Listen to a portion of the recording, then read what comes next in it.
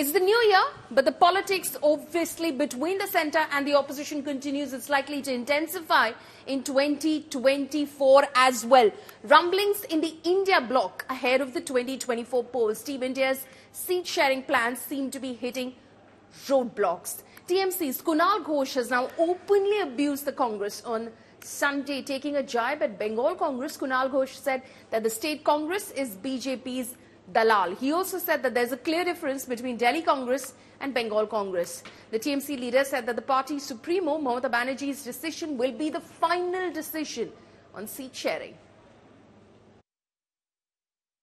Our supremo, Mamata Banerjee, she is looking after the process. She will take the final decision. There is a clear difference between the stand between Delhi Congress and Bengal Congress. In Bengal, the state Congress, they are playing a role of dalal of Bhajpa.